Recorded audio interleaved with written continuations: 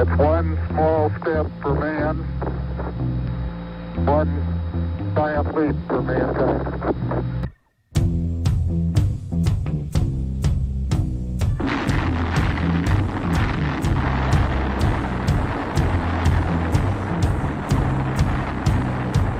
Flying down from Nova Scotia today.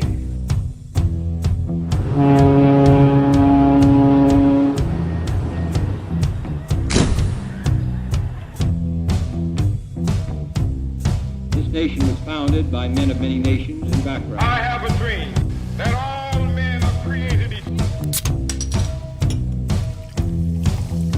Ignition sequence start. 6, 5, 4, 3, 2, 1. We have a liftoff. Doom Nation, what's up? As always, it's Captain and the Skags, and you are listening to the Two Doom Men podcast. We got a very special guest here today. Skags, do your thing. Yes, sir. We have the great Scott Horton, the director of the Libertarian Institute and antiwar.com, also the author of Enough Already and Fool's Errand, if I'm correct. How you doing, Scott? Hey, guys. What's up, Scott? Great to have you on. Great to meet you. Yeah. So I guess anytime there is a foreign policy or war disaster, you're the expert that I always like to go to or to hear talk about what's going on. So obviously we've got Ukraine is going on right now. And I thought we'd maybe pick your brain, ask you a couple questions about it. And I know, Chris, you're interested as well in picking Scott's brain. Yeah, I'm in a unique position right now because I'm on the side of it's not our problem. Should the U.S. really get involved? And then if we don't get involved, then what happens? So it's I'm towing the line of standing on the fence, as they say. All right. Yeah. So Scott, if you'll humor me for a moment here, right?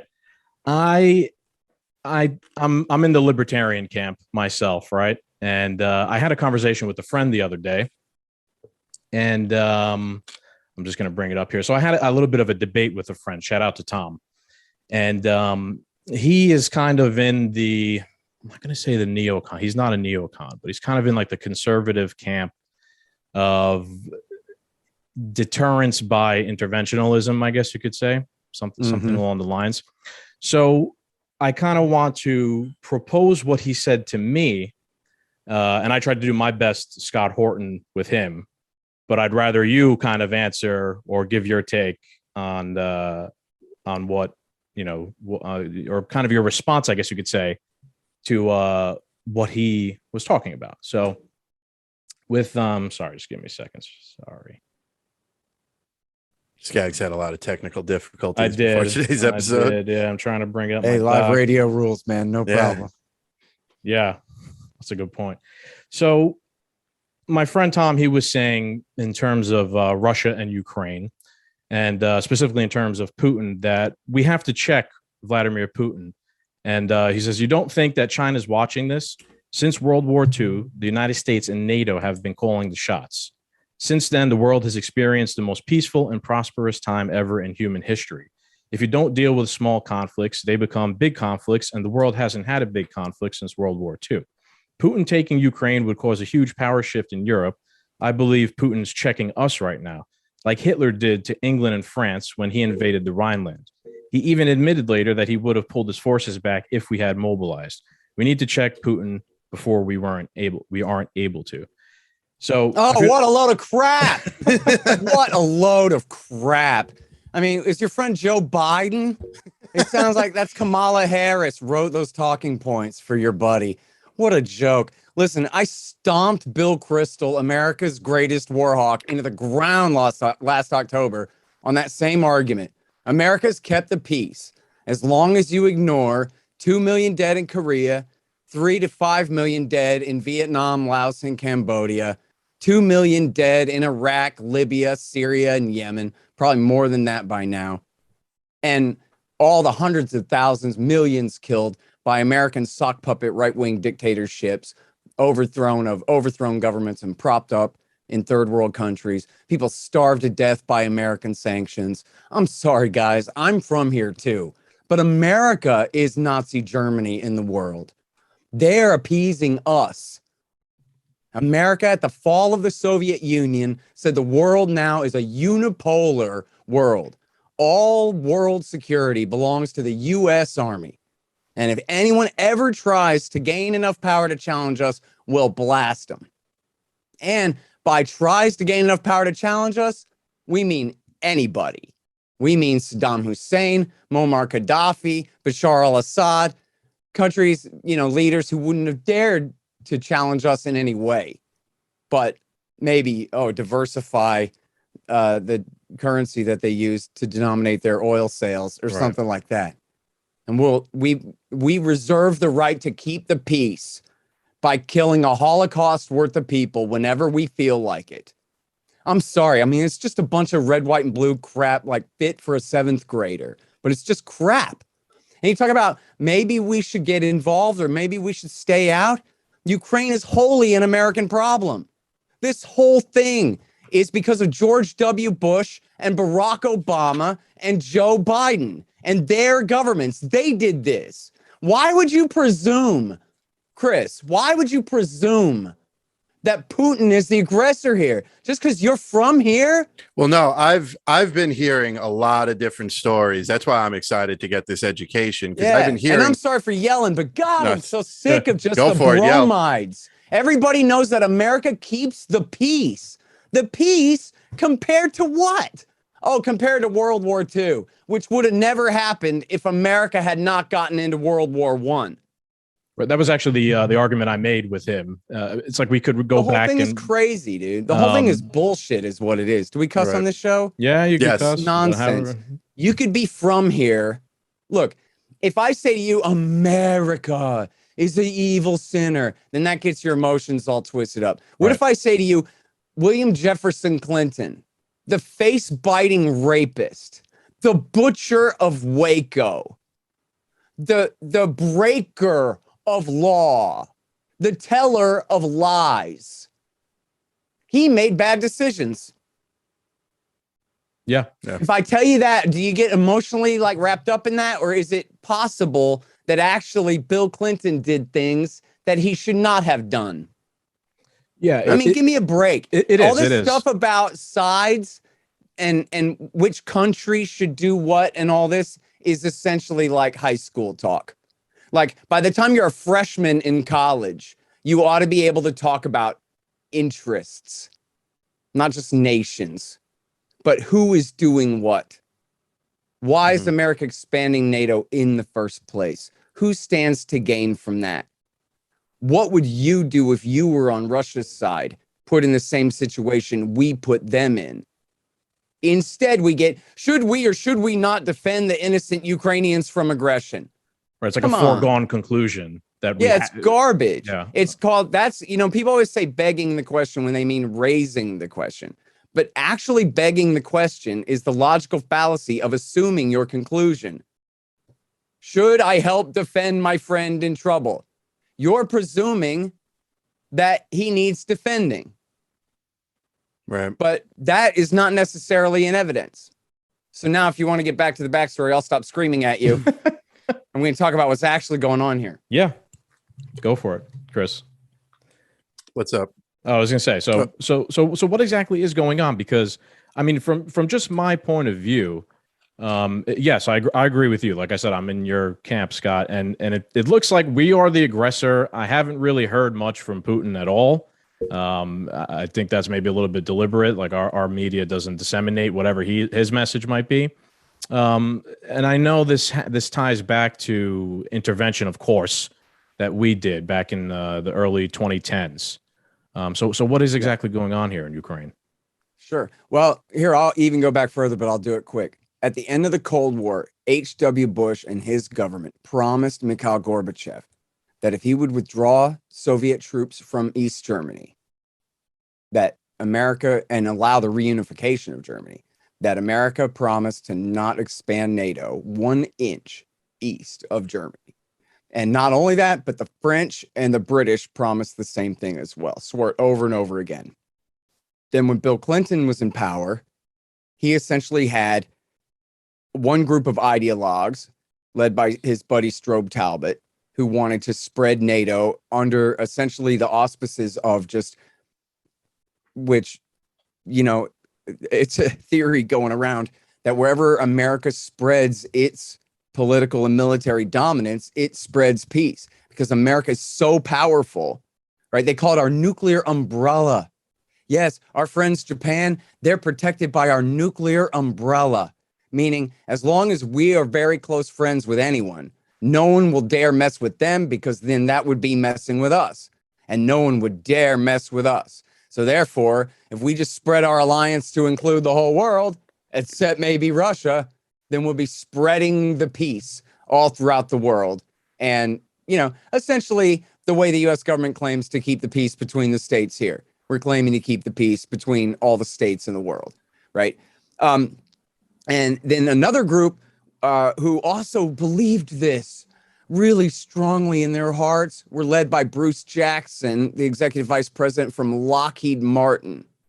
And he put millions of dollars into the committee to expand NATO. Why? Just to get rid of Lockheed products. That's all. For militarism, you know, for military industrial complex purposes, right? And then the Democrats also needed Polish votes in Illinois in 96 and wanted to push that we're bringing Poland into NATO, into our alliance. And so Bill Clinton started this. And if you guys check my Twitter feed from just yesterday and the day before, click on media, because I've been posting some screenshots.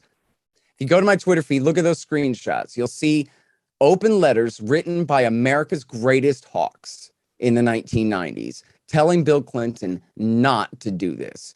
And that included George Kennan, who had invented the containment policy against the Soviet Union in 1946 with his article on the sources of Soviet conduct in foreign affairs. Paul Nitze, who was his rival to the right, who wrote NSC 68, saying America needed to conquer the planet. Then you had Robert McNamara, the butcher of Asia, self-confessed butcher of Asia, Robert McNamara, Secretary of Defense during Vietnam, and including Robert Gates, who had been the head of the head of the CIA, and then later became Bush and Obama's Secretary of Defense, and many other right-wing hawks. Even Richard Pipes, so a hardcore anti-communist author and ideologue of that time, Daniel Pipes' father, if you're familiar with the hawk Daniel Pipes. And more. Stansfield Turner, who had been the head of the CIA, the director of the CIA previously as well. All of these people said we should not do this. As George Kennan put it to Thomas Friedman in the New York Times, the people in charge of Russia right now are the people who overthrew the communists for us. And we're treating them like they're still the bad guys, that they're still the enemy. NATO is an alliance that's created to protect Europe from Russia. But Russia's not a threat right now. So why would we be expanding NATO into the Warsaw Pact's territory, into Russia's former sphere of influence, in a way that's provocative like this? And they could all see it coming from miles away. And George Kennan said, he goes, listen, all the people who are telling us now that we should not do this, all the people who are telling us now that we should go ahead and do this because it's not anti-Russia. We like Russia. We'll bring Russia in the NATO Russia Council and they'll be our friends. Maybe we'll bring NATO itself, Russia itself into NATO at some point. All these people saying that now, as soon as Russia reacts negatively to us expanding into their sphere of influence, they'll say, see, this is why we have to do this, because the Russians are so aggressive and we're the ones defending Europe from them. So that was George Kennan talking in 1998. He goes, here's what's going to happen. You're going to extend your security umbrella all the way up into your neighbor's front lawn.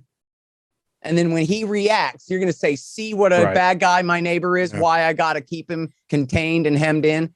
And meanwhile, selling hundreds of billions of dollars of Lockheed products the whole time, especially fighter jets, F-16s. And, now the ridiculous bazillion-dollar boondoggle of the F-35 and all this. All that comes with all this. And so then Clinton brought Poland and Hungary, and I forget, a couple others. Then W. Bush, tripled down, and he brought in even the Baltic states. He brought in 8 more states or something like that. I forget. And including the Baltics, Latvia, Lithuania, and Estonia. I always forget which order they're in. 2 of the 3 of them outright border on Russia. One of them is right up against Belarus and still just miles from the Russian border. And then, so at the same time, they've expanded NATO this whole time. They also started breaking all these treaties, and especially W. Bush broke the anti-ballistic missile treaty, which the whole thing is just a boondoggle anyway. I mean, if you're going to shoot down incoming nukes, the only way really to do that is with neutron bombs in space. Yeah, but we don't do that. It's almost impossible. Yeah. So in other words, the whole thing is just a waste of money. It's just a way to steal $1 trillion from the American people, like the F-35. It's just a ripoff. It's designed to be a ripoff. Nuclear weapons go into space. Right.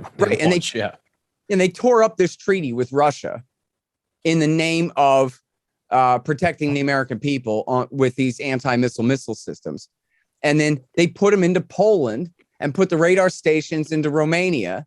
And then they told the world, and I swear to you, I can't find the footnote anymore. I looked for this everywhere. I couldn't find it, but I know it's true. I remember what happened. It was probably at a G8 meeting or something like that in Europe. And W. Bush said, yeah, we're putting these missiles in Poland to protect Poland from Iran. And the whole place busted up laughing. They couldn't help it because they were surprised. And, a real laugh is just, it comes from the surprise of the joke. Right. It's so preposterous that that's really your story. They just laugh. Well, Obama made the same claim. We're doing this to protect Poland from Iran, which doesn't have nukes anyway, and only has medium range missiles. They don't have long range missiles that could reach to Poland anyway. They're not even working on them. That's ridiculous. And meanwhile, what are they for? What do? They tilt the balance in favor of a first strike.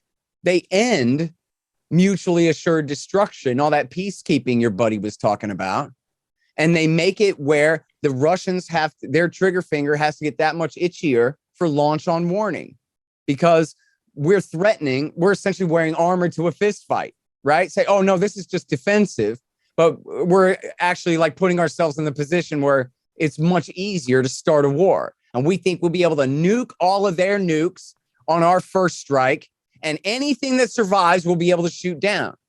Or at least if you're the Russians, that's your idea, is that's what the Americans are going for here, surrounding our country with anti-missile missiles, and including in the Arctic and then in the Baltic Sea and all of that. And then here's the other thing. The anti-ballistic missiles are launched from the Mk-41 missile launcher, which is a dual-use missile launcher and can be used to launch Tomahawk cruise missiles tipped with H-bombs. You might remember that Donald Trump abrogated the Intermediate Nuclear Forces Treaty, which Ronald Reagan had signed in 1987 and kept medium-range nuclear missiles out of Europe for 30 years. And Donald Trump let that treaty expire. And so this is one of Putin's grievances now, to fast forward, is he's saying he wants assurances that they're not going to put these dual-use launchers into Ukraine in the name of missile defense when they could be used for offensive medium-range missiles, right? So you see how this has nothing to do with, Putin wants to steal Ukraine. No. Yeah, we're not even near that part yet, right? We're not even at that part of the provocation yet. Then you have the color-coded revolutions. It started during Bill Clinton. And I can't remember the years of them all. Dan McAdams is the real expert on all these at the Ron Paul Institute. But it starts, I think, in Albania and then Serbia when they overthrew Milosevic. And then I think there was one other during Bill Clinton. I forget. Then under W. Bush in 2003, they overthrew Shevardnadze in favor of Saakashvili in former Soviet Georgia. And they did the Tulip Revolution in Kyrgyzstan. I always say Tajikistan, but it was Kyrgyzstan, I'm pretty sure, in 2005. They did the Denim Revolution in Belarus, which failed in 2005. They did the Cedar Revolution, also in 2005, I think, was the Cedar Revolution in Lebanon, which was supposed to marginalize Hezbollah and completely failed.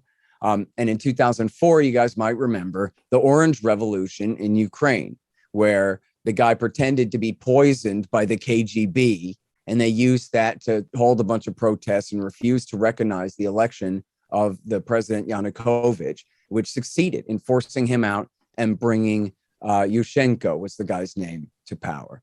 Well, Yushchenko and his allies, Timoshenko and the rest, were so corrupt, they were gone unelected and thrown out by the people by 2010. The same guy, Yanukovych, was elected Hey again. Doom Nation, it's Gags here, and thank you for joining us for another episode of Two Doom Men. If you like what we are about, help us spread the message by subscribing to our channels and sharing the show with your friends. That's the best way we can get around big tech's algorithms. You can also help support the work we do by subscribing to our Patreon account at patreon.com/2doommen or by going to linktree.com/2doommen. That will bring you to everywhere our show has a presence. Thank you, and we hope you enjoy the show. This country is doomed. It is doomed. And the Americans wanted to get rid of him.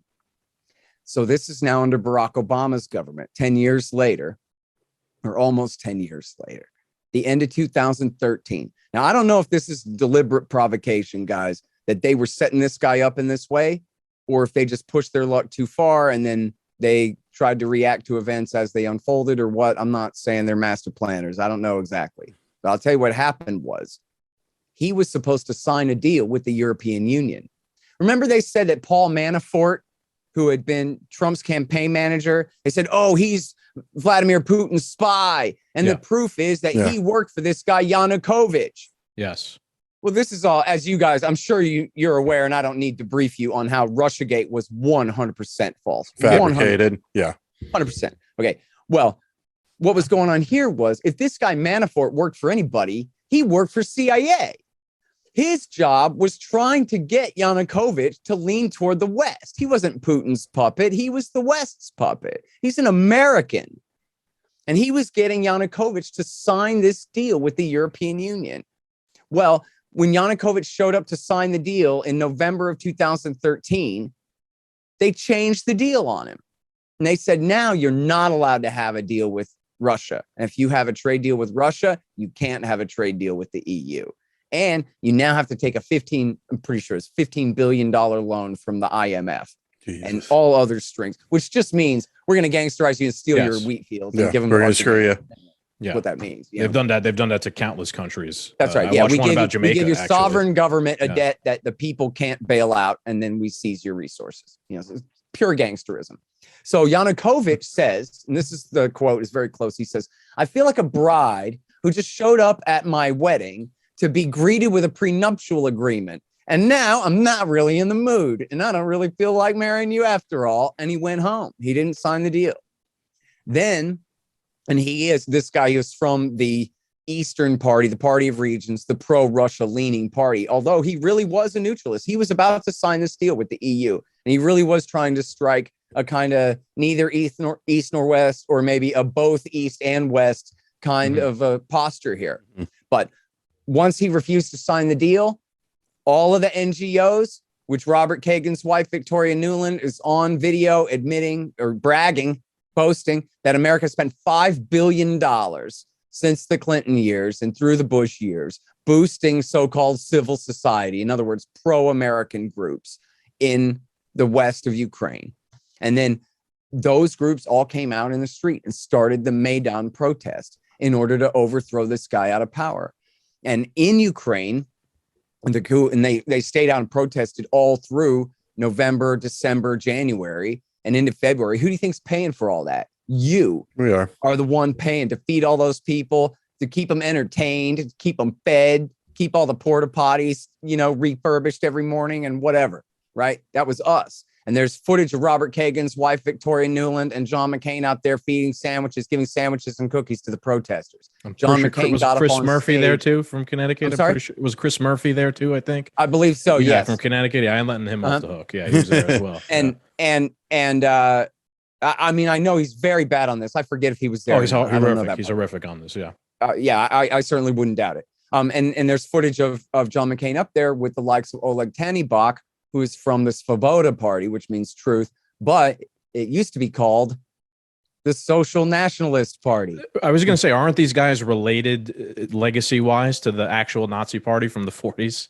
To the actual Nazi party, right? In other words, these aren't like Alabama, like neo kind of, no shirt, no shoes, backwoods, neo-Nazis. These are Nazis. These are the grandsons, the proud grandsons of the Galatian SS who perpetrated the Holocaust in Ukraine in World War II. And they idealize Stepan Bandera, Yes. is their big hero who served Hitler in the Holocaust, you know? And that guy Tannenbach, that John McCain is there with him. You just type in Tannenbach into Google Images. The first thing you'll see is him with his Hitler salute in the air and the lightning bolts behind him.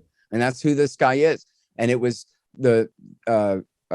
his group, along with a group called Right Sector, who were the leaders, who were also essentially Nazis, who were the leaders of the street putsch. And what happened was the Americans, well, I'm moving too fast. Remember the F the EU phone call? Have you guys ever heard the F the EU phone call?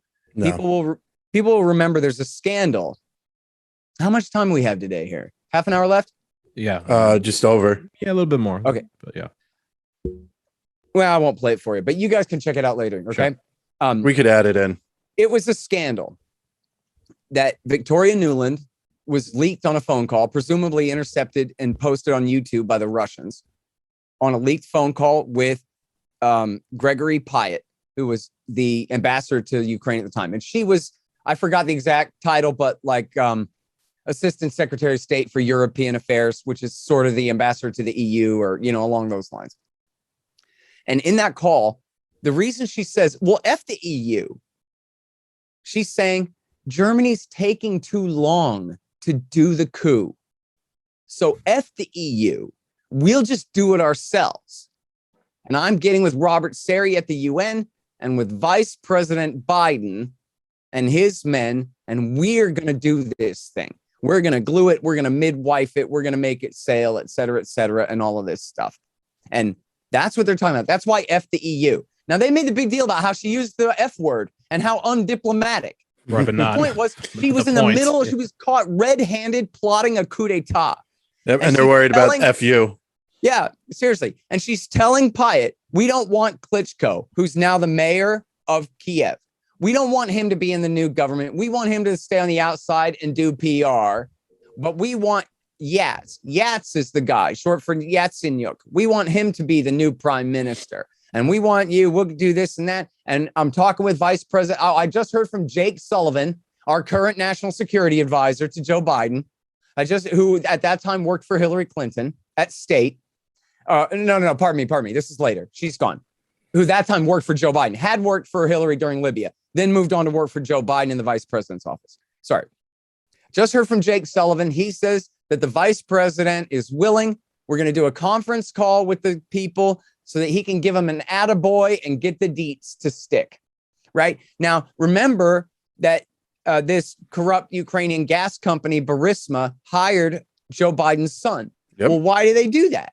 They did that because they were in tight with the government that we had just overthrown. And they thought, oh, no, we might be in bad with the new government. So what do? Did they hire Yatsenyuk's son? No, they hired the son of the vice president of the United States because he had already been leaked on YouTube with Victoria Nuland explaining that he is running this operation. He holds the Ukraine brief. This is his job. So they hired the son of the vice president of the United States to protect themselves from persecution under the new regime. That was the purpose of that. Okay, so that's 2 weeks before the coup. Nuland is caught red-handed plotting the coup. 2 weeks later, they do the coup. Guess who becomes the prime minister? Yatsenyuk. And with Tannenbach. And then Klitschko stays on the outside to do public relations and all this, exactly like in the plot. They just did it anyway. They're caught red-handed. They did it anyway. They said the scandal was she said the F word, and they did it anyway. And then what happened was they did get the Germans involved. They had the Germans act as middlemen, and they called it a negotiation and a diplomatic settlement. And they got Yanukovych to agree they would hold new elections in March, which was just a month away, or maybe it was May. It was within 2 or 3 months. And they would agree to pull back the protest, and he would agree to pull back the police. I neglected to mention there was a obvious provocation of snipers shooting the protesters, which was the snipers' side, and they're caught red-handed. There's tons of journalism about this, that it was the snipers' own side, the protesters' own side that was sniping them as a provocation to heighten the tension in the square at the time. And so they pulled the police back, like in the promise, and then the rioters didn't keep their side of the deal at all. They just seized all of the government buildings, completed the coup, and Yanukovych had to flee the country. Okay. So then in the aftermath of that, the first thing the new government did was outlaw Russian as an official language of the country, right? Which is just completely crazy. It's like half the population doesn't even speak Ukrainian at all. They just speak Russian. And this was just essentially a full declaration of culture war, right? And then the second thing they did was the previously mentioned Yushchenko and Timoshenko and these other pro-Western leaning former presidents signed an open letter demanding that now is the time to kick the Russians out of the Sevastopol naval base. And it was only then that Vladimir Putin had his little green men go outside and seize the Crimean Peninsula. And now this base is in Ukraine, right? It's sort of, kind of, right? I mean, this is the rub, is if you look at the northern Black Sea there and you see the Crimean Peninsula hanging down, the Russians first took that from the Turks in the 1780s, right when America was making peace with Great Britain under the Articles of Confederation, was when the Russians seized the Crimean Peninsula. So it belongs to Russia like Massachusetts belongs to the USA. Gotcha. Simple as that. I don't things that the only thing that happened is there's this asterisk because the general secretary of the Communist Party of the Soviet Union, Nikolai Khrushchev, in 1954, as a sop to the Ukrainian Communist Party because he needed their support to replace Stalin when Stalin died, essentially gifted it to Ukrainian authority. However, everybody was answerable directly to the Kremlin. Right. Everybody was under the Soviet anyway. Union. Right. Yeah. So it was really kind of a ceremonial type of a deal. Then when the Soviet Union broke apart at the end of 1991, including they let even Belarus and Ukraine go. And at that point, they signed an agreement where they would keep their naval base, but they would let Ukraine keep sovereignty over the entire peninsula, and they would pay a lease for that naval base.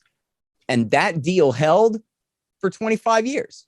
That deal held until Obama overthrew the government for the second time in 10 years, used a bunch of Hitler-loving Nazis to do it. And the first thing they did was threaten to throw the Russians out of their only all year round warm water port. And you can read the Americans saying over and over again, that's how to really stick it to Russia, is kick them out of Sevastopol. That was the goal, in my opinion. Zbigniew Brzezinski wrote about this in the 1990s in the Grand Chessboard. This is the only thing that makes Russia even a regional power now is access to the Black Sea. If we could cut that off, boy, they'd be nothing then, right? So this is all just American aggression against Russia in their sphere of influence. Now I just ask you for just one moment to put the shoe on the other foot and imagine that Reagan had spent us into bankruptcy in the 80s and the Soviets had won the Cold War, had absorbed Western Europe, and now they were coming for the Americas and they were bringing all of Latin America and Mexico into the Warsaw Pact. And next thing, they used a bunch of Hitler-loving Nazis to overthrow the government in Ottawa. And then they moved to kick the Americans out of their naval bases that they've kept in Alaska. And then when the people of British Columbia say, screw this, and refuse to accept the new coup d'etat junta, they declare a war on terrorism and invade Vancouver and kill 15,000 people. That's what America's doing in Ukraine. And now you guys both know that if Russia was doing all of that, we would have gone to nuclear war a long time ago. We'd have nuked Moscow. Right. We'd all died in it too. A long time ago, before our government let them absorb Mexico and Canada into their sphere of influence. Yeah. You know, our Monroe Doctrine now extends not to the tip of Argentina, but to the entire planet. No one has a sphere of influence except us, and our sphere of influence is the entire sphere. And if you have a problem with that, tough, right? And meanwhile, by the way, we're the good guys, the heroes, Superman, like Christopher Reeve, Boy Scout Superman. And as we all just agreed, and I know I'm right, and every man listening to this knows that it's true, that we would go to nuclear war in that same situation. Well, what about Vladimir Putin, Lex Luthor, the psychopath, the James Bond villain, mass murderer, evil killer? Kind of looks like Lex Luthor, throwing people out windows. He's supposed to just sit there and take it, right? Right. We don't expect a reaction from him at all. Right. And if he reacts at all, look at what an aggressor old Vlad is. And now we have to defend Europe from his aggression. Yeah, I was gonna say, since like the Biden administration is seen as so weak, do you think like if Putin does end up showing any type of aggression where we get to go see, look, I told you they're the bad guys, do you think like Biden's just gonna go like overreact and really turn it into some type of hot war just to show that he's not thankfully, weak? no. I mean, I'm really grateful for his weakness. I mean, frankly, we skipped Donald Trump there. So Donald Trump, of course, was framed for treason with the Russians, and he tried to make up for it by arming the Ukrainian government. And he did so where Obama had done this coup, but Obama was afraid to arm them. There are real Hitler-loving Nazis in that military, and Obama was afraid to give them weapons. Well, Trump comes in, everybody calls him a Russian plant. So, and there's at least one direct quote of his son saying, oh yeah, call us Russian plants now that we're giving all these weapons to Ukraine. See, so in other words, it worked to rein them in and to switch their incentives up, to make them worse on Ukraine and worse on Russia in order to prove what Russian traitors they weren't, which was horrible since they never were at all. The whole thing was a damn lie cooked up by the Democrats, the FBI, and the CIA in the first place. It never happened whatsoever. None of it. And so, but then, and you guys might remember this. If you don't remember this, you might think I'm lying because this sounds so crazy that you're like, wait a minute, could that really be true? But boys, the third time that an American president was ever impeached, the Congress impeached Donald Trump for temporarily holding up an arms deal to Ukraine. Yeah. A government infested with Nazis that his predecessor had been afraid to arm at all. When you look at it like that, it really is telling what their goals and what their values are. Oh, man. Yeah. And what's going on in the heads of the Democrats right now. I mean, in this era, I mean, they are just crazy with this stuff. I mean, they can't be helped.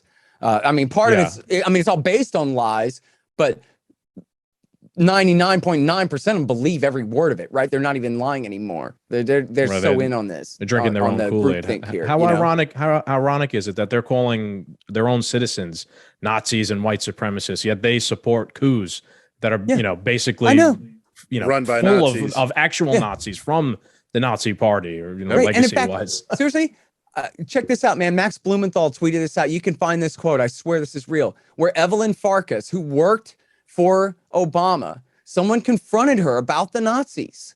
And she, instead of saying no comment, she said, listen, Ukraine needs all the help they can get from all their citizens right now. And that includes even the far right. That's just not a problem that we care about right now. Or, however she said Victory by any means necessary. Yep. I'm telling you. Yeah. So then now here's the other thing that Trump did other than all those arms. And look, I don't know if he even had anything to do with this, guys, or if his Pentagon was even under his control whatsoever in this time period. Mm-hmm. You know what I mean? Mark Esper and those guys, who even knows? And Trump is so ADD. He could never follow up on anything, even when he did the right thing or the wrong thing. He could never follow up to see it through. So I don't even know if he even knew about this or what. But for virtually his whole presidency, they were doing show of force missions of American naval ships in the Black Sea, and especially and most importantly, and in the Baltic Sea as well, in the north there, but especially with nuclear bombers, testing Russian defenses, constantly flying right up to 13 or 12 and a half miles off of their shore, just to the very edge of international airspace, to see them light up all their radars and all what they would have to do in the event of an attack by the Americans. And that's in the Black Sea, the Baltic Sea, and the Sea of Okhotsk, which is in the Far East, north of Vladivostok, north of Japan in the Pacific. And they are just, now imagine, again, shoe on the other foot. Right. The Russians are constantly flying their nuclear bombers 13 miles off of LA and Norfolk. Right. What? Yeah, we'd blow them away. We're doing that. Okay, so this is what caused, and then so Biden comes in and Biden does the same thing. But there's one good thing I'll say for Biden here. Biden saved the New START treaty. This is the most important treaty in the world right now because all the previous nuclear treaties that govern long-range intercontinental ballistic missiles or long-range, I guess, bombers too, H-bomb delivery systems, right? Land, sea, and air. It's the last one surviving. All the old ones are expired and gone. Right. New START is the last one left. Trump had vowed to let New START expire. Mr. Russian agent was going to let New START expire. Biden came in, you know, the party of the Democrats who do nothing but lie about Russia all damn day. And one of the first things he did is re-sign that treaty, which was due to expire about 2 weeks after he was sworn in.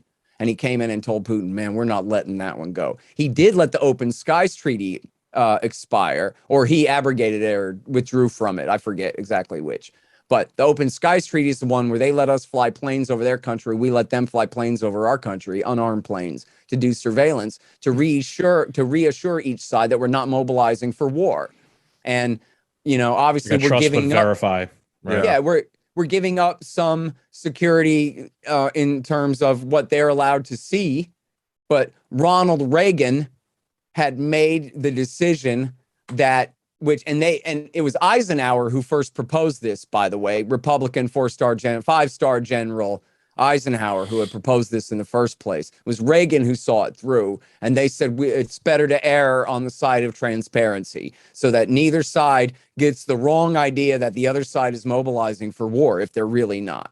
Okay, so and they let that one expire. They did save New START, which limits nukes to 4,000 deployed and about 7,000 total, I think is what the numbers are on either side for now, which we could do a lot better than that, but we could do more a lot than enough worse to destroy the that planet. treaty. Yeah. But he continued these massive provocative naval missions into the Black Sea and all the bomber flights too. And he stepped up arms to Ukraine. And that includes mostly light arms, but light arms go up pretty high, including the, you know, supposedly extremely sophisticated Javelin anti-tank missiles, which are, you know, like a radio guided, better, you know, higher class version of a TOW anti-tank missile. And a lot of trucks and other equipment, and including, you know, Green Berets training their entire army, you know, and really getting it. I don't know how much progress they're making, but I assume they're getting it ship shape compared to what it was before. Sure. As a fighting force and all that. So then now we get now we're all caught up. Starts to build up on the other side of the border there, right? And the Americans immediately declare last November the 1st, November, December, January, February, last November the 1st, Putin preparing to invade Ukraine. And at the time, the Ukrainians said, what are you talking about? No, they're not. You know, they build up, they have those bases there and they transfer forces around all the time. And we don't think they're about to invade. I mean, that'll tell you everything right there. That the Americans were like, yes, they are too. And then the Ukrainians were like, oh, yeah, that's right. We're really worried about that. Please step up our weapons transfers. You know, might as well play along if that's what the superpower is claiming, you know, go along with it. But then you can see in the last week, that the Ukrainians are resenting it now. And Zelensky is telling Biden to shut up already. Yeah, literally. That, you know what, you're crashing our economy. You're making all these claims that there's going to be an invasion any moment now, but we don't even think that that's true. So thanks for the weapons, but for God's sake, man, you know, come on, man. Yeah, come on, man. And I don't know if you guys saw this yesterday. I just read about it, I didn't see it, but apparently there was a big squabble in the UN Security Council where the Americans are making all their accusations, and the Russians, I think, quite credibly say something to the effect of, listen to you. You want this to happen. You're pushing. You keep saying, oh, Russia's going to invade. Russia's going to invade. All we keep saying is, no, we're not. You're desperate for us to invade. Yep. What is going on in your head, lady? You know, whatever it was, just calling her out in front of everyone, essentially. You know, so the Russians have said, and look, I'm not trying to be naive here. Putin's a grown gentleman when it comes to this kind of thing. Right. All this stuff doesn't defend him in any way. Yeah. That's right. Look, and so he can play hardball, but here he's playing it you can say it's hardball, but he's still just kind of holding it. You know, he's not really even like pitching back to throw the thing. And he's saying, look, I'm not going to invade, but as long as you're paying attention. Yeah. How about we would like some real assurances that you're not going to bring Ukraine into NATO, which I skipped the part, sorry, about George W. Bush in 2008 promised to bring Ukraine into NATO, Ukraine and Georgia both. And he says, I want assurances that you're not going to do that. I want a treaty that you're not going to do that, which obviously he knows he's not going to get that. And then what was his real concern? He made it clear over and over again. What's his real concern? Medium range nuclear missiles in Europe.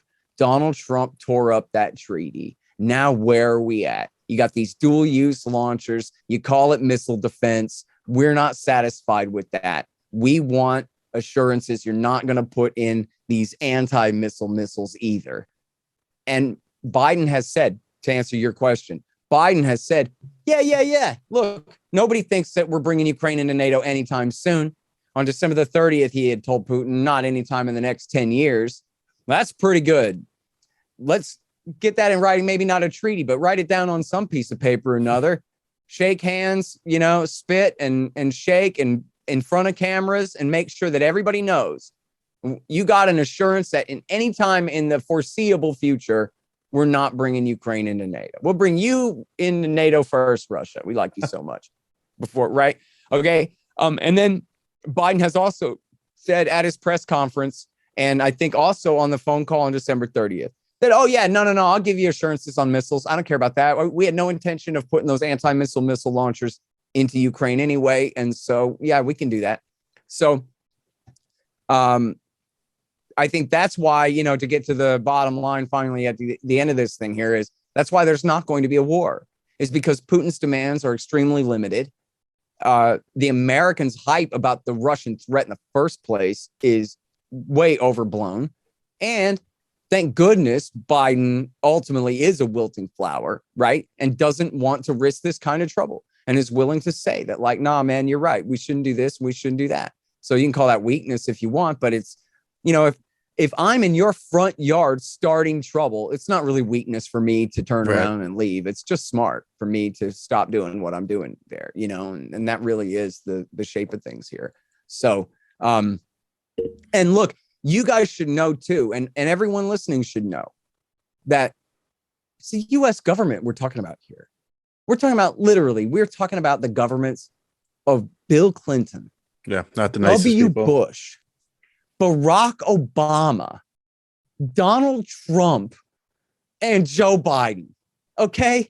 And their secretaries of state, Madeleine Albright, Condoleezza Rice, Hillary Clinton, and John Kerry, and Mike Pompeo. Okay?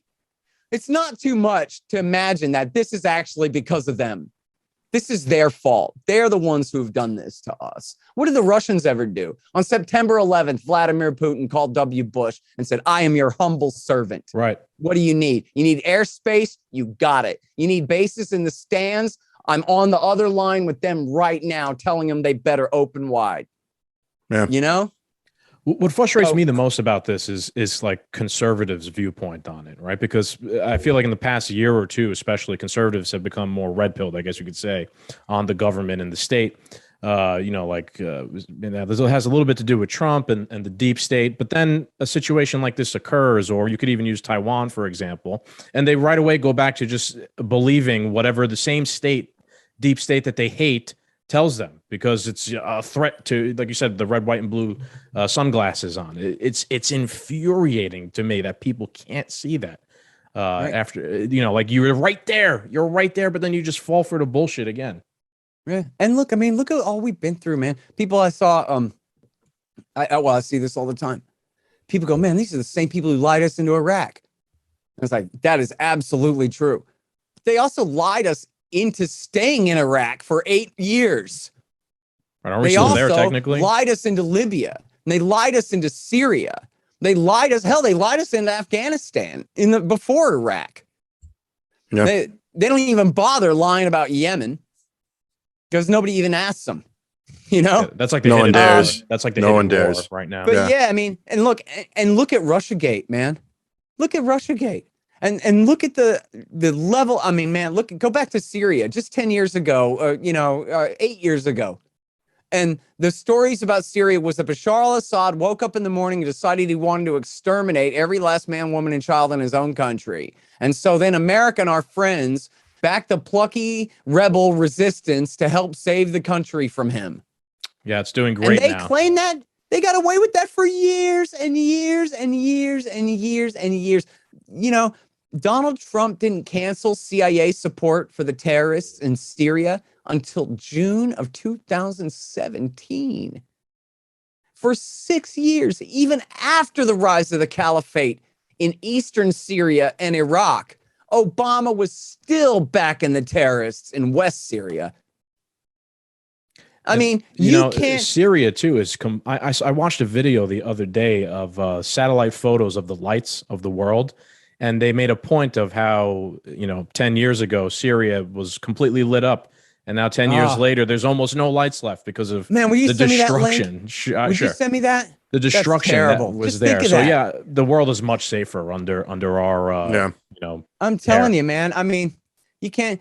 And you know what? I know a lot of people don't know about this now. And who knows, the way all the cancelizations and censorship is, maybe this will never even make the history books. But assuming that humanity survives and the history books are written, a huge part of the story of this era is going to be America's role in the war in Yemen and what amounts to essentially a genocide against a civilian population, a medieval siege style warfare that just breaks the Geneva Conventions in every single way, defies the international law that America has foisted on the rest of the world for the last 75 years in every single way. And they're just deliberately starving children to death by the hundreds and hundreds of thousands, fighting against a regime that never attacked us, never even threatened us. And you could say that they insulted us by chanting death to America, but really they only made up that chant to embarrass their dictator Saleh for walking around holding hands with W. Bush and being an American sock puppet. But in fact, if you go back to exactly 7 years ago, our current Secretary of Defense, Lloyd Austin, was then the 4-star general head of Central Command. And he was allied with this group, the Houthis, because they had one priority in common, a major one: killing Al-Qaeda in the Arabian Peninsula. The guys that had bombed the Cole, the guys that had tried to blow up the plane over Detroit with the underpants bomb on Christmas Day 2009, the guys that did the Charlie Hebdo attack, the guys that frankly helped coordinate the September 11th attack on this country. Real ass Al-Qaeda, not Al-Qaeda linked so-and-so or lone wolf on Facebook. Real Al-Qaeda guys. And America had been fighting a drone war, a CIA and covert drone war against them from 2009 through right now 7 years ago, early 2015. And the military said to the Houthis, "Oh, you guys like killing Al-Qaeda?" And they go, "Hell yeah, we do. They like killing us, don't they?" And Central Command said, "Good, here's some intelligence to use to target and kill them better." And the Houthis said, "Great, thanks." Then 2 months later, in March of 2015, Obama switched sides in the war and took Saudi, UAE, and Al-Qaeda in the Arabian Peninsula's side against the Houthis. And why? Because the Houthis are backed by Iran. They're not even backed by Iran. They're friends with Iran. And Iran did not knock the towers down. And Iran's friends Hezbollah did not knock the towers down. It was Al-Qaeda. Al-Qaeda, yeah. America's enemies are Al-Qaeda. But the American government, they hate their regional rivals, the Iranian Shiites, more than they hate our blood enemies, Al-Qaeda, who, of course, they created for it to be an enemy for us in the first place. And no fooling. Look, guys, you can put it in your Google News right now because the CBS News just put out a new story about this last week. Right? We're recording this on Tuesday. It was late last week. CBS put out a new story saying Al-Qaeda has been thriving in the war in Yemen. And they won't put it together for you. They won't say, yeah, because we switched sides to their side. When Obama was bombing them, he was only making them stronger by doing that. The blowback from all those so-called scalpel surgical strikes, 500-pound bombs tearing innocent civilians apart, all that did was radicalize more people and grow Al-Qaeda anyway. But if that's true, then what do you think it did for him when he took their side outright? Right now they had the Air Force on their side. That's completely supplied them. It made them unstoppable. For 7 years. Okay? People like to think about like the war on terrorism is over. Well, I got news for you. When we switch sides back again in Yemen, which is inevitable, we're going to have an Al-Qaeda in the Arabian Peninsula. It essentially... We reinvigorated it. Even though it's been ignored, this is just like what W. Bush did in Iraq. It's just like what Reagan did in Afghanistan. Let's create this giant lawless territory for Al-Qaeda to thrive and fight, and then spread to the wind and go and create the next group of troubles. Al-Qaeda from the Philippines to Nigeria. The origin seed of all of this is Afghanistan in the 1980s.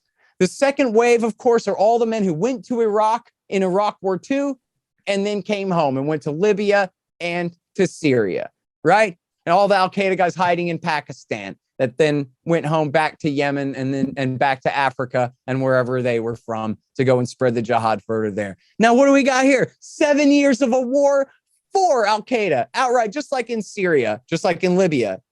Outright, well, no. In Libya, we took the jihadist side, but they didn't really end up dominating the whole place in the way that has happened in Syria and in Yemen.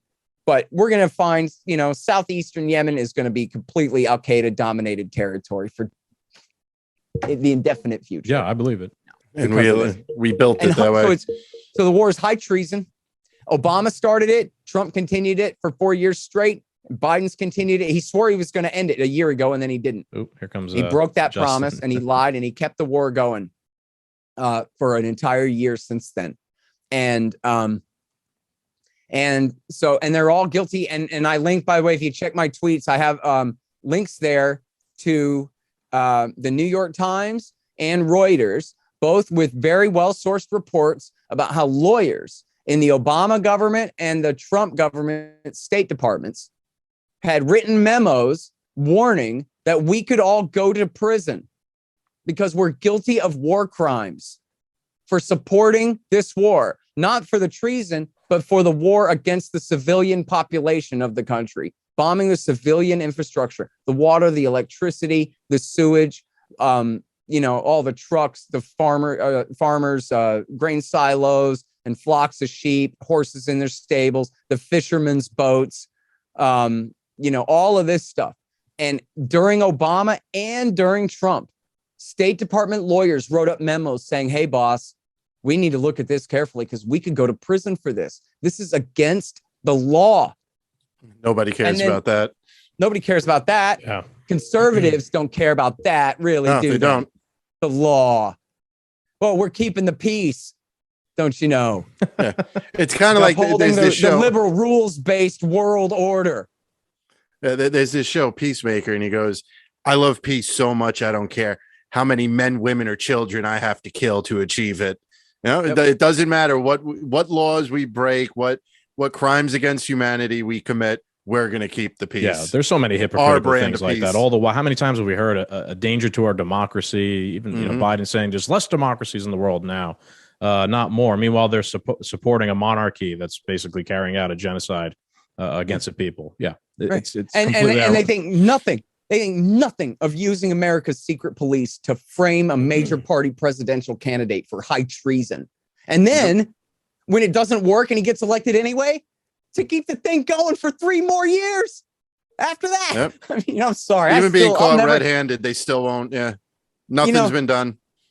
It's not as outrageous in the sense of like the pain and grief. It ain't like Waco in the sense of like, burning little kids or whatever. But not in the same way, but still on the same scale of outrageousness to me. And you don't have to be any kind of Trump partisan, right? You could be a Hillary Clinton loving Democrat and say that, look, man, we shouldn't have the secret police framing major party candidates for treason. Shouldn't have a secret police. Yeah. Yeah. That's step number 1. FBI counterintelligence division, to be technical about it. But that's who they are. That's exactly who they are. And to think that they would think for a second that, we're doing this. Are you sure we're doing this? We're doing this. And they didn't think for a minute that we can't do this. What are we doing? Yeah. They did it. When it all costs, don't matter. It's incredible. Really is. Really so, is. And democracy. I was just, I already published the audiobook, but I'm still going back over it one more time, nitpicking the audio because it's imperfect. And I was just listening earlier today. I was going back over the section about Egypt and where the people in 2011 overthrew the government that America had supported against them, this military dictatorship for 30 years. Hillary Clinton said Hosni Mubarak and his wife, they're our family friends. We don't want to get rid of them. We love them. Right. The entire population of Egypt, left, right, and center, old and young, Coptic Christians and Muslim Brotherhood, and every major city and village and town, everybody agreed Mubarak has to go. He has to go. And then they held free and fair elections. The Americans tried to meddle in them, but they were foiled in that by the temporary authorities there. They held free and fair elections, and the Muslim Brotherhood won barely. They had like a 51% majority in the parliament, and their president just barely won. So in other words, that wasn't too long ago, right? Yeah, that was in 2011. Right. Yeah, I remember some of this stuff. And so in the Arab Spring. And so, but then what happened was the Muslim Brotherhood wasn't supposed to win. So within a year and a half, America teamed up with the Saudis and with the Egyptian military dictatorship, and they overthrew him in a violent coup, and they massacred 1,000 people in the streets. Does that sound like a low number? Okay, they massacred 998 people in the streets. Right. And they locked all the Muslim Brotherhood guys in prison, and they all died in there. Some of them were sentenced to death and executed, and others were just given life. Morsi himself, died in there. And they're just completely railroaded. And why? He hadn't even declared independence from the United States. He had softened up the siege of the Palestinians in Gaza a little bit, but he had not made a major break with Egypt's pro-Israel policy there in any, real sense. And he had talked to Iran, but had agreed on, I think he was going to allow Iranian ships through the Red Sea or something into the Mediterranean, but not warships, right? Just trading ships. So it sounds like supporting democracy to me. Right? Yep. That's right. They only support democracy if it's something that goes their way. So they just overthrew him in a heartbeat. They didn't think twice about it. And then John Kerry, who was then the Secretary of State, said, this is the restoration of democracy, is the coup to overthrow the democratically. This is a country that goes back for 4,000 years, never had a free and fair election before ever. They finally had one, and America canceled. Overthrow it. Yep. And in alliance with the Saudi monarchy. Yeah, it's I like to call it the iron law of woke projection. Everything they just project everything onto everybody. That's exactly right. I like that, the iron law of woke projection. Yeah. I think that's right. And same thing back to Eastern Europe again. They're the aggressors. Look, if you tie these Democrats down to the waterboard, you couldn't get them to admit that this is their fault. Never. They'll never accept that, okay, yeah, maybe we were pushing our luck a little bit when we did X, Y, or Z. Never. They don't even have to, Scott. They don't even have to. Most people are not that in depth with what happened over the past 10 years the way you are, or even me. Well, and Chris the Biden government, the Biden government is the Obama government. Right. And these are the men who did it. It was Biden himself and Jake Sullivan and Victoria Nuland and all these same people. Anthony Blinken has been Biden's right-hand man this whole time. And these are the men who did it. And they still, even when they get drunk at night, they can't even admit to each other that, okay, man, you know what? We kind of screwed this up, but let's see if we can figure out a smart way to back out of this. Instead, they wake up every morning going, God damn, I'm good. They're sociopaths. Let's double down. Time to go face down the evil Vladimir Putin, which same thing for W. Bush's people, too. That was the way they handled all of this. And this really all goes back to them. I'll tell you what, here's the real actual biggest threat to the United States of America, potential threat. It is Russia's new nuclear arsenal, not just their nuclear arsenal. But in 2018, in what I don't know their name for, the State of the Union address that they do there, Putin gave this giant speech, and you can watch it. It's got all the subtitles on YouTube and everything, where he, what's the word I'm looking for? Not deployed, but displayed, showed, bragged about, announced the development of a new generation of Russian nukes. And they included a new heavy multiple re-entry vehicle rocket that can kill all of Texas with one shot. Has enough warheads to take out El Paso, Dallas, Fort Worth, Waco, Fort Hood, Austin, San Antonio, Corpus Christi, Houston, Galveston, coast to coast of Texas. All of us. One rocket can kill all of Texas. Okay, that was one. Oh, and it's got this extra longer range new configuration so that it can go around the South Pole and come up and hit us from the south where we have no missile defenses whatsoever to even try it. Okay. Then they said we got a new nuclear powered cruise missile, which has essentially unlimited range that can evade any anti-aircraft defenses and sneak up from behind and hit any target they want. It's the missile itself is nuclear powered? Yes, it's nuclear powered. So it essentially has an unlimited range. It can fly around the world 10 times or whatever kind of thing. And the Americans were pissed when they heard about that because they said, well, we tried to develop one of those, but we couldn't do it because it just spewed insane nuclear pollution out the back in such a way that, like, how do you test a thing? You know what I mean? It's nuts. Right. So they were. Russia's not concerned about pollution. Yeah, I mean, once it's nuclear war, but during testing phase, you don't just want to spray plutonium everywhere, whatever it is, you know. So the Americans, I guess, they had these challenges that the Russians are saying either they don't give a damn about those challenges or they figured it out, whatever it is, but that they went ahead and decided to develop the missiles. And then they have a new nuclear torpedo, which is essentially an underwater drone. That's an H-bomb that could be used to take out, it's obviously undetectable, could be used to take out any port, which they never had nuclear torpedoes before, and now they do. So one of those goes off in the middle of San Francisco Bay, and that's it for the entire Bay Area, right? Soaked in radioactive water and all that.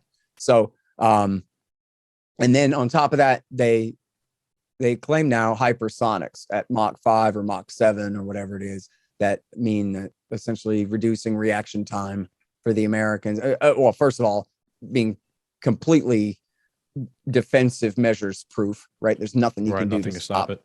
A missile like that. And then also the result is that means that our launch on warning time is reduced to like 5 minutes. Mr. President, we think we're under attack. Well, are you sure? I don't know, but we don't have time to make sure because the thing is coming in at Mach 7.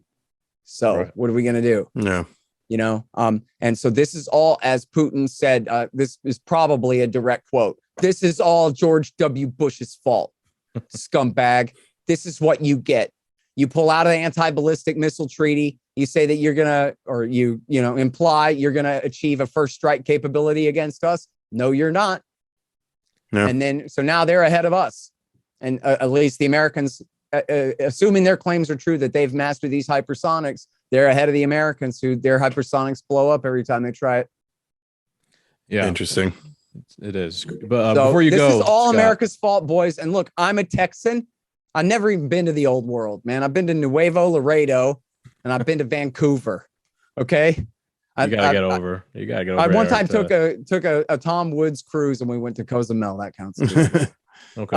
Gotta go over to Italy and whatnot and all those places. Definitely. Now, it's true. It's true that I hate my government, but it's not true that I carry any brief for any foreign government. I don't care about, I don't care about David Koresh or the Ayatollah or Xi Jinping or Vladimir Putin or Saddam or Gaddafi or Assad or any of these guys, the Houthis. It's not about taking their side. Right, of course. It's just that, look at what's going on here, man. America is the world empire. That's it. Even if you thought that, but we had to face down the commies, fine. But we made peace with the Chinese commies 50 years ago. And the Soviet commies ceased entirely to exist 30 years ago. So what's your excuse for the American empire now? Saddam Hussein and Muammar Gaddafi and Bashar al-Assad? Domestic terrorists. Protecting Ukraine from defensive reactions that we create when we intervene there? I gave short shrift to the Donbass fight there. I did mention it, but after the Russians seized the Crimean Peninsula, you know what I did is I kind of made the analogy in British Columbia, but I didn't carry it back to the thing. So what had happened was in the far east of Ukraine, in the very pro-Russian region of the Donbass, Donetsk and Luhansk, they said, well, if you guys can occupy government buildings in the West and do a coup, we can occupy governments and at least occupy government buildings and at least refuse to respect your coup and refuse to acknowledge the authority of the new junta. And then the new government declared war on them, immediately launched a massive war, something that killed something like 15,000 people. Essentially a civil war. Essentially. Yeah. And then they go, the Russians invaded. All through the year 2014, they claimed that, but they never did. All that happened was Putin had sent deniable clandestine forces Spetsnaz or whatever, special operations forces across the border to help coordinate the resistance and to help the people of the East defend themselves. But they weren't marching on Kiev. They were defending themselves. They were being attacked by Kiev. And the New York Times, top of the page, above the fold, Russia invades Ukraine. And then it's just a total lie. A total lie. Well, like New York Saddam's, Times never lie. Sarin project. It's just bogus. And then one more important fact about that was in February 2015, in the Far Eastern regions, they voted to join the Russian Federation in a referendum. And Putin told them no. He continued to help them defend themselves, but he did not absorb. He could have taken the east of the country right then with a magic marker. He could have just said, this belongs to Russia now. And he didn't do it then. So that's contradictory to what we're saying now. If he could have if they could have peacefully joined via democracy, which they claim to is in danger. Why would he take it now by force? He has said, in fact, that he would invade and conquer Ukraine if we brought them into NATO. And that's a quote you can find where he said this to an Italian diplomat. We could be in Kiev in 2 weeks. Yeah. Now that's a serious ass threat, but it wasn't if you keep looking at me funny. It was if you try to bring Ukraine into NATO. I'm telling you, we will prevent that from happening. It will become a Russian province again before it becomes a part of the North Atlantic Treaty Organization. That's a fact, Jack. That's all he was saying there. It wasn't so much as a threat as a promise, right? That just, please don't misunderstand me. This is what we really mean. And in fact, today, as we speak right now, February the 1st, as Ray McGovern points out, it's the anniversary of this very important document you can find at wikileaks.org. Thanks to Julian Assange rotting in solitary confinement, right now in the Belmarsh prison, still as we're recording this unbelievably in February of 2022. But it was 2008, February the 1st, 2008. Our current head of the CIA, William Burns, was then an ambassador to Russia. And he wrote back a memo to the State Department called Nyet means Nyet. And it talks about how he met with Sergei Lavrov. And this is right when Bush had promised to bring Ukraine into NATO. And Sergei Lavrov goes, listen, man, we don't even believe in spheres of influence. We're not even saying that Ukraine is part of our sphere of influence. We don't think anyone should have one of those. All we're saying is it shouldn't be in yours. And certainly not in your military alliance. And he's very polite about it. But he's saying, listen, we're not going to allow this to happen. That's a pretty rational take. Yeah. Yeah. So look, just the same thing as if the Americans told the Russians, we're not going to let you bring Canada into your military alliance. That's a red line. We will fight you, even at the risk of losing our cities. But we did that. Point, I made the point we did that. We're going There was anyway, the Cuban right? Missile Crisis when the Soviets put the missiles in Cuba. We literally blockaded the island and put the whole world on the brink of nuclear war because we were just not going to accept that. So we would do that. There's like historical precedent that we would do exactly that. But this guy, the world's most dangerous psychopath, is supposed to just bend over and take it. Yeah. He's supposed to just get down on his knees and say, yes, master, to the United States of America. That's what they expect from him. It's actually what they do expect. I guess so. The people in government and the military are that arrogant enough that I believe that. Yeah. And I want to say one thing too, which is I started off hollering at you guys and I am, as you said at the beginning, I'm the editorial director of antiwar.com. So maybe, if anybody got this far, they must have thought they were learning something. But if people don't like this from me, you could hear it from John Mearsheimer, who's the dean of the Realist School of Foreign Policy in the United States of America from the University of Chicago. You can hear it, even Henry Kissinger said that America was responsible for the tension in Ukraine after the coup in 2014. You could hear it from Chas Freeman, who was, the diplomat that went with Nixon to shake hands with Mao, and who, is an expert on all this stuff, was going to be the chair of the National Intelligence Council for the Israel lobby, stopped him back a few years ago, if you guys remember. Anyway, Ray McGovern, read Ray McGovern, the former. See, people know Ray is like, oh, he's some kind of like liberal peace activist or something like that, just because they remember him like sticking up for Cindy Sheehan during the Bush years and whatever. This guy was the chief of the CIA's Soviet division. in those days. And he writes for us at antiwar.com right now. And you can hear it from him, straight up. This is the history of what happened. You guys might have heard on my show, I talked with this guy, Lyle Goldstein, who up until very recently was at the Naval War College. And I had written this article called, not surprisingly, The New Cold War with Russia is All America's Fault. It was a speech that I gave 2 years ago. And I sent it to Lyle Goldstein and said, and this is me, it was a speech to a Libertarian Party group, man. I wasn't pulling any punches or adding much nuance. I was going after it, right? And I sent it to him. I said, what do you think of this? He says, it's perfect. It's exactly right. It's exactly the true history of how we got in the situation that we're in right now. Ray McGovern said the same thing, except he didn't like my title.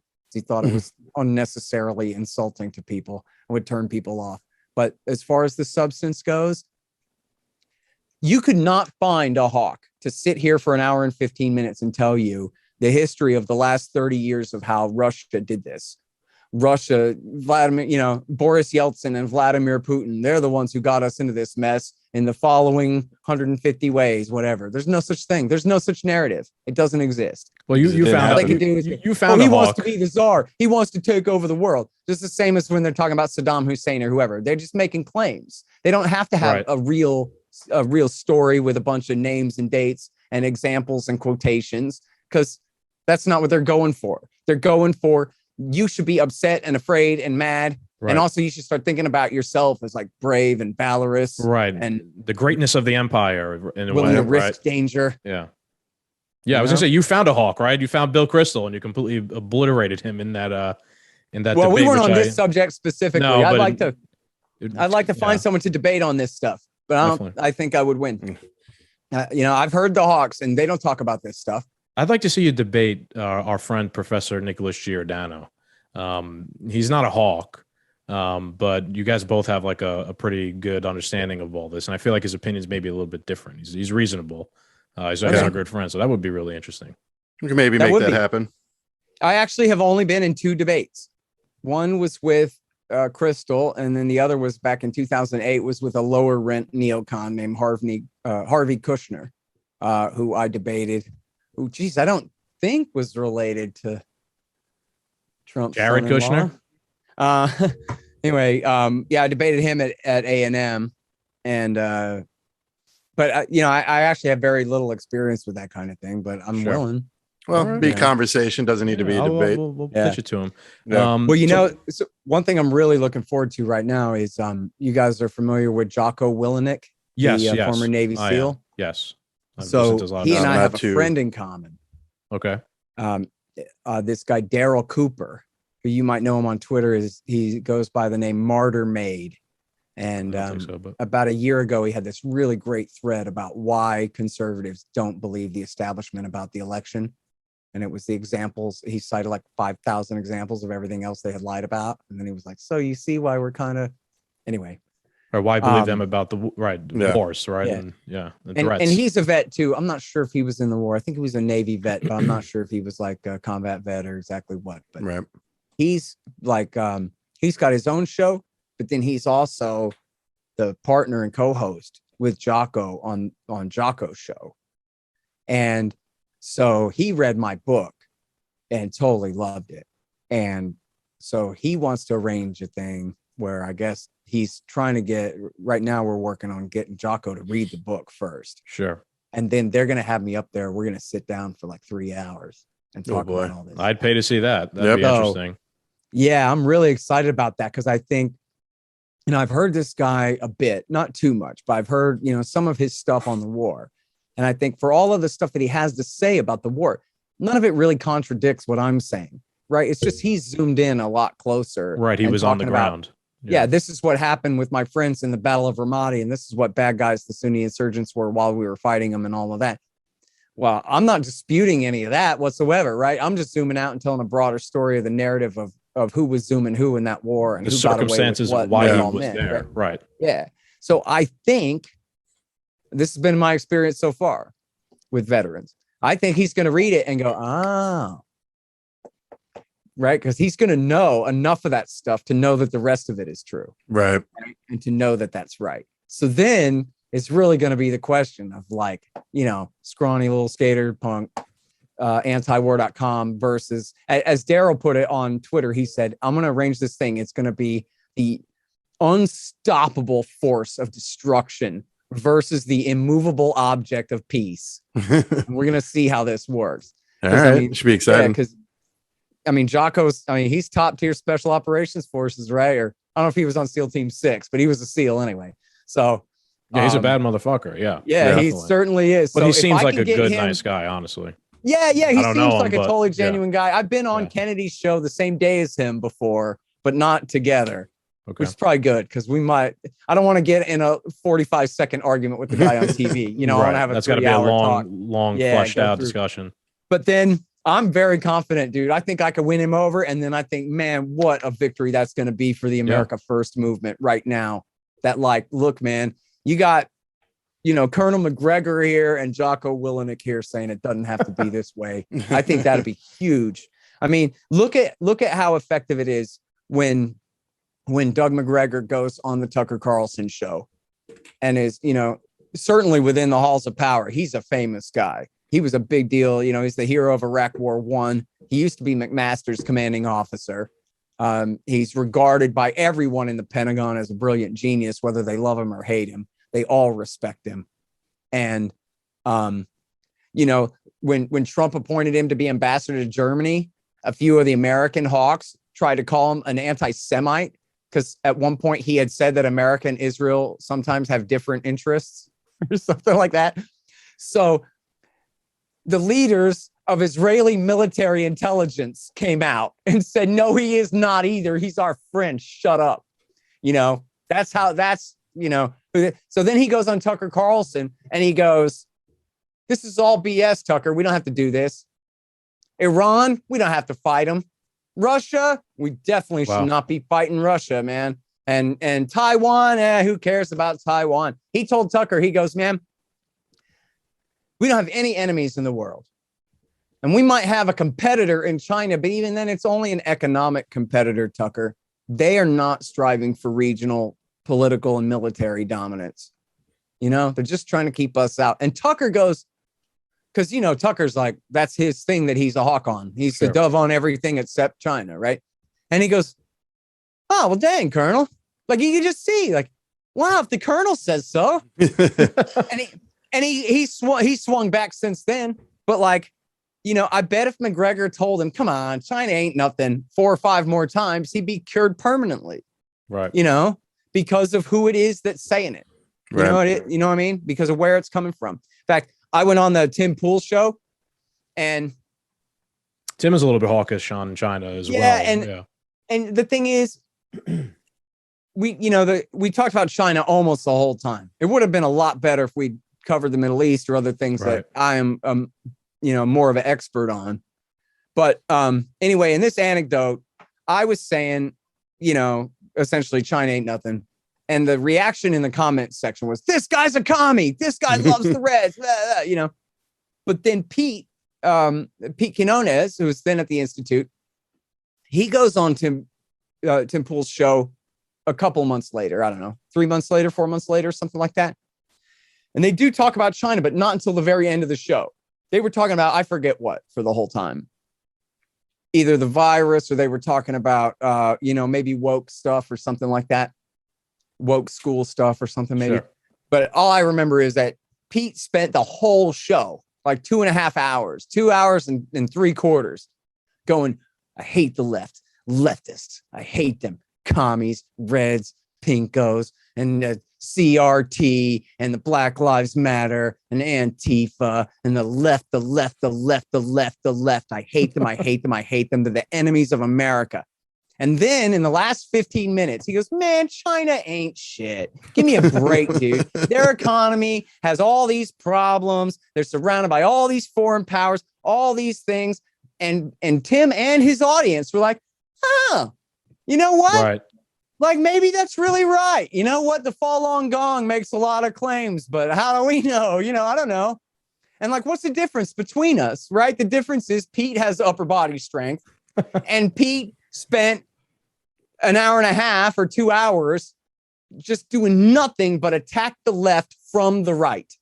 You know? It kind of shows, right, where people's minds were. That's right. So by the time it got to China, he won them over. Nobody was confused, right? Nobody went, hey, this guy's a red after all, right? Now, for me, it was really funny because I had just made the argument, or somewhere in that interview, I had made the argument that Pat Buchanan is right. America should not have saved England. Pardon me. Pat Buchanan's right. America should not have saved England and the Soviet Union from the Nazis, you know? And they're like, whoa, what? You know? It's like sacrilegious like, to say such a you know, thing. if we had stayed out, it would have been like this, like that. So, in other words, that argument was from so far to the right that they didn't even get it. Right. So then when I said China ain't nothing, they still were like, this guy's a commie. Even I just quoted Pat Buchanan saying we shouldn't have saved the Soviet Union from the Nazis. They still didn't know how to process that information. You know what I mean? Yeah. That, People hear what they want. Yeah. And a lot of times, you know, whatever narratives, you know, that people are married to, they're even if it's been even if it's been stuck to who they heard wrong. that from before. You know what I mean? Right. They're not sure. And I guess maybe I do this too. It seems like I notice this among people more and more, that whenever you say anything, their first priority is to categorize you. Oh, you're one of the people who thinks that. That means you're also one of the people who thinks this, or something like that. You know, that's they have to adjust to protect their cognitive dissonance or whatever. They need to see what tribe you're part of, and they can't imagine that you faltered from any other tribe. Exactly. Right. They'll dismiss you using that logic. Right. But Pete did it perfectly. I mean, Pete's case for why China ain't nothing is my exact same one. Right. Yep. Like me and him had talked about it. I sent him a bunch of articles to read and whatever. He was making the same case as me. But it was just that they could tell in their interactions, he had just disarmed that point of view so much. Right. That, you know what I mean? He had made it impossible for them to categorize him that way. So then they had to think of it like, oh, a guy who's a good right winger who's telling me that I shouldn't be afraid of China. At least they were willing to listen to him. You know what I mean? Yeah. Yeah, it's kind of my view too. It's I'm not concerned about China or scared of them militarily, or as I've said on this show a million times, the magic Pacific invasion fleet that's going to cross the ocean and invade the West. I'm more concerned over like our own government and this woke ideology that maybe they're behind the scenes egging on through like TikTok and things like that. I'm more concerned about that, not they're the probably magic just cashing in on it. They're very good capitalists. Right. The Communist Party these days, you know. Yeah, and very look, capitalist. Let's say worst case scenario, man. Worst case scenario is China wants to invade and conquer Taiwan. Well, guess what? America's policy for 50 years, that's half a century, has been that, of course, Taiwan is part of China. And we would prefer, what are they really losing? Yeah, we would like to see them reunited peacefully someday instead of violently. But we accept that Taiwan is part of China. So it is just not like, let's say again, and I don't think they're coming, right? I don't think they're going to invade China or Taiwan anytime soon. Okay. But like, let's just say worst case scenario, they do that. So effing what? It is not a slippery slope. Next, they're going to Japan and both Koreas and Australia, right? Now this is just fantasy land. Yeah, never mind their shit. shit. I've heard that lately. People think they're going to Japan after Taiwan. Come on. It's completely bananas. And if they need to be afraid of something. That's right, man. Listen, you know what? I usually don't ever talk about my family on the show, but I'll tell you, my mama told me back, I guess at the Bush years, at the height of the anti-Muslim stuff. She goes, you know what? When I was a little girl, you know what they were afraid of? Teaching little black girls to read. You know, it's always something. There's always a boogeyman. We're afraid of like, you know, a few Jewish communists in Hollywood are gonna what? They're gonna enslave you in Alabama, or what? They're not gonna anything, right? They'll entertain you, maybe, right? They don't have any power to do anything to you, right? But the Red Scare, you look at the Red Scare compared to the actual danger of members of the Communist Party and any actual power and influence that they held in the country in ratio to that Red Scare. It's just completely crazy, completely. And And it's from one thing to the other. And frankly, like, it's not different than going and seeing The Nightmare on Elm Street Part 9 or whatever on Friday 21. night, right? It's fun. It's exciting to go and to be afraid. That's why I ride a skateboard. It's because it's scary as hell, Right. dude. People like doing dangerous that's stuff. the Right. reason for it. Yeah. I mean, we're, well, whatever we are, this is how we are. Caitlin Johnstone put out a great tweet yesterday that said, we have all these stress hormones to protect us from saber-toothed tigers. But since there aren't any, our government has to make us afraid of crime, even though crime rates are always falling.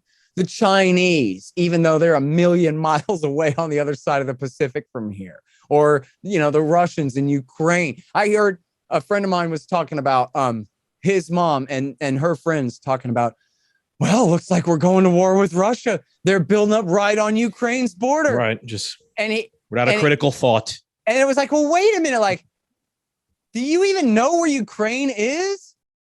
Do you think that Ukraine is part of the United States? I would trade Ukraine for California. Yeah, if they want to make it part of our border. Too, seriously. Yeah, it's full of a bunch of Russians and a bunch of Nazis. Probably like even trade at worst, I was going to say it's probably an even trade at this point. Yeah. We might be trading up. Yeah, possibly. But yeah, anyways, man, I've been rambling enough, but the bottom line of this, guys, is that seriously, and this is, I think, something that's just extremely difficult for people to accept. Yes. Is that we just don't really have any enemies at all. Yeah. When the Cold War ended, problems. When the Cold War ended, they go, oh my God, you know what? What if we're going to have to face down Japan and Germany again? Well, okay, that was 30 years ago. Have we had any problems with Japan and Germany? No. Right, no. Or could you say that, like, well, yeah, but that was because they needed us to protect them from... No. Right? We could just all be friends. That's it. Right. Why not? Spin right. the globe. Yeah. People look at Profit. things, I guess, through the lens of like historical heroes and villains too. Right. It maybe not even it is definitely a profit thing, but maybe it is just like And we see the almost world every and case. history as a movie always.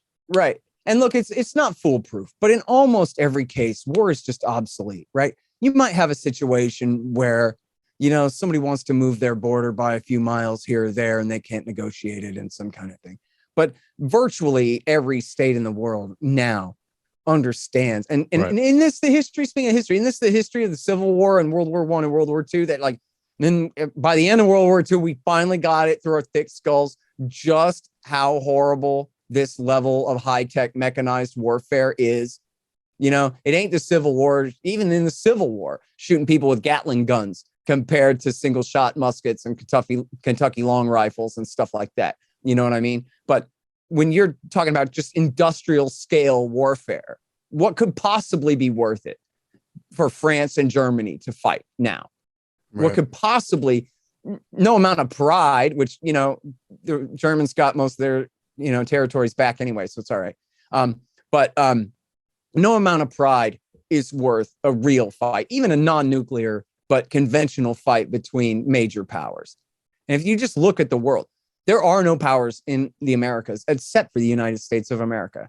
That's it, full stop. Brazil will never have a blue water navy and go around challenging anybody else's power, okay? From now for the next 500 years, okay? There are no powers in Africa. Every power in Europe is our friends, and that includes the Russians. You hear Putin call it, he goes, oh, our partners, the Americans, our friends, the Americans, who we work so closely with on so many things, right? Drop all the pretense. Even the Russians are our friends. That's every power all the way to the east end of Europe, right there. In South Asia, there are no powers at all.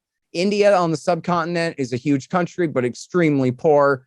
They're a threat to have war with Pakistan over Kashmir, or possibly they could get in a border dispute with China in the Himalayas or something like that. But does anybody think they plan on conquering China? No. Or rolling into and seizing all of Pakistan, or it's not even feasible. They've had historical wars with Pakistan forever. Right. Yeah.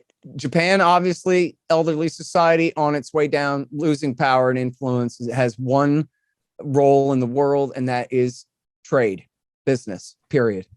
The old Shintoist militarist cult has that's over with. long since been exterminated there. And then, so what do you have? All you have left is what? Australia, they're part of the Commonwealth, and you got China. And what's China got? China, I got to cheat here to do this right. On their borders, they got both Koreas, might as well include Japan. They got Vietnam, Laos, Myanmar, Bhutan, Bangladesh, India, Nepal, Pakistan, Afghanistan, Tajikistan, Kyrgyzstan, Kazakhstan, and Mongolia, and Russia on their surrounded borders. By competitors. Yeah. That's the foreign policy that the Chinese have to keep held down on a day-to-day basis, is dealing with I should have counted them on my fingers, so I didn't know what the hell I was thinking. We got Mexico and Canada and 2 oceans. We're significantly more secure position. Yeah. And look, even China, look at the thing on the map. It's already a huge overextended empire. They have the restive populations in Tibet and Xinjiang. They've got, it's a Han dominated society with many major ethnic minorities, but it's not like they center individual liberty and free expression. And so it doesn't matter who you are, right? Who you are is everything. So in other words, they have sown in huge problems there. Right. How long can that last? Right. Yeah, exactly. In terms of the way they hold all those people down, they got some, at least, American-backed restive forces in Hong Kong. They've got the Tibetans. They've got Xinjiang, and they've got all of these nations on their borders. The idea that they are about to become the global world empire to replace us, that was just completely crazy. It's no different, really. It's 1% more plausible than the Islamic world is now ascendant and is about the caliphate is going to take over and conquer us. Yeah. The crap that they were shoveling 10 years ago. When I say that now, you're like, oh God, I remember that. Right. I mean, how stupid could you be? And the reality is, we went from having a bipolar world in the Cold War to having a unipolar world to now having a multipolar world. That doesn't mean that it's switching from unipolar based in New York to unipolar based in Beijing. It just means that now we have to take them into account some, instead of just running roughshod over them and telling them what to do all day, every day. Rex Tillerson, who was the first Secretary of State under Trump and who was the CEO of Exxon, the most powerful corporation on the planet, which I'm pretty sure that's like a mathematical fact somehow. Like, if not, then certainly in terms of historical power and influence and persuasion and connection with foreign governments around the world. And this is Standard Oil of New Jersey, the flagship, man. They built the American world empire on Exxon's world empire, which came first back after World War II. Okay. So when I say Exxon, I'm not talking about just, Citgo at your gas pump. I'm talking about one of the most powerful factions on the planet. Okay. CEO of Exxon turned Secretary of State, Rex Tillerson. He tells Bob Woodward, he goes, you know what the threat from China is? They threaten American domination of the Pacific. Right. That's, you could just extrapolate that to every threat that the federal government perceives. It's the threat to their own empire, to their power. Right. He didn't say they're coming for Japan. They're a threat to our allies. They're a threat to our friends. They're a threat to us. They're a threat to our complete monopoly on force. Is the entire Pacific Ocean an American lake, or only 99% of it? Well, that's what they believe. Right. And so, again, like, I'm sorry, man, in a sense, I'm a patriot. I'm from here. I'm a Texan, which is even better than an American. It's like an American cube. On steroids. America. That's right. Yeah. I had a big roast beef sandwich for lunch, guys. I'm a patriot. But I'm just telling you, our government, they lie about everything and they're bad on everything. That they do. I'm with you, man. So the same guys who butchered the Branch Davidians, it turns out that they're also bad on other things. Who would have thought that? Right. Who would have thought? Yeah, exactly. Big surprise. I can't understand how people can't get that through their mind. So we got to wrap this up. Scott, thank you so much for coming on with us. Chris, you have any other questions? No, Scott, thank you so much. It's been an educational experience. Your knowledge and expertise on all of this is just amazing.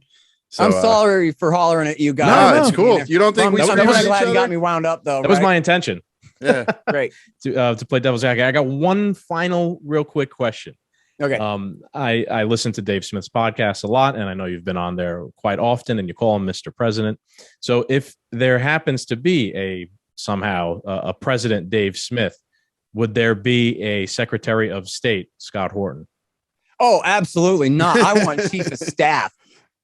Chief of Staff. All Chief right. of Staff, I'm Chief okay. of Staff, buddy. That's right. All right. I Well, got dibs. All right. There Fair we go. enough. I'll tell you I'm who'll be our hoping you're Secretary of State. somehow involved in the administration. That'd be great. Yeah. Oh, yeah. No, absolutely.